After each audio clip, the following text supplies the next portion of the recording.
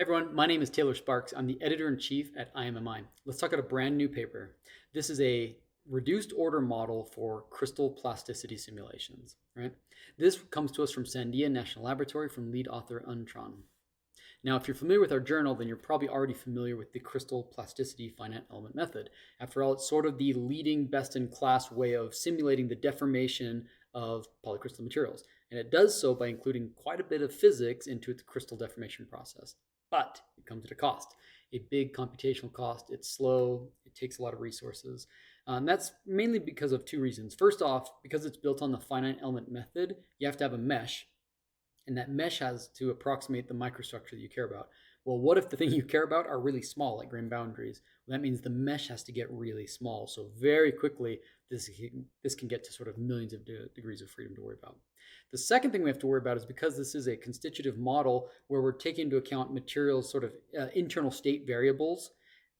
Well, even if it's a low fidelity model that has just a handful of constitutive model parameters, then it can be slow. And now imagine if it's a high fidelity model where you're considering detailed physics at the subscale, dislocation density based models, etc. This can sort of balloon and get pretty gnarly. So what do we have to address this problem of computational complexity? We have scientific machine learning. In many fields, including in this area, scientific machine learning, sort of data-driven approaches, have been able to simulate these predictions pretty effectively. And if you can do that at a really low sort of computational cost, well, that means that you can, as they say here, look at a broader design space, do more iterations, and optimize materials faster. So what has been done here? The authors point out that there's actually quite a bit. A couple of key studies, at least worth pointing out, that they're building on are the following. First is the notion of a proper orthogonal decomposition. This is a way of reducing the dimensionality of the problem that was first introduced by Benner and Brighton in this paper in Computational Methods in Science and Engineering. That same approach was used to model cracks in 3D polycrystalline microstructures, very close to what we're doing here in 2024. And the same author, Tran, actually used the idea of using Gaussian process as a reduced order model for simulating some mechanical properties.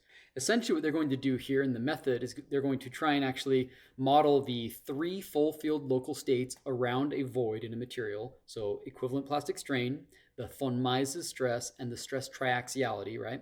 And to do that, they're going to train models on crystal plasticity finite element method simulations. They actually did 790 of these. They're going to keep 756 for training and reserve 34 for testing.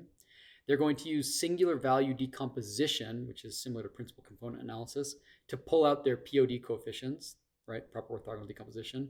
And then they're going to use an ensemble of single variational Gaussian process to actually model the relationship between the Euler angles, the crystal orientation essentially, and these POD coefficients.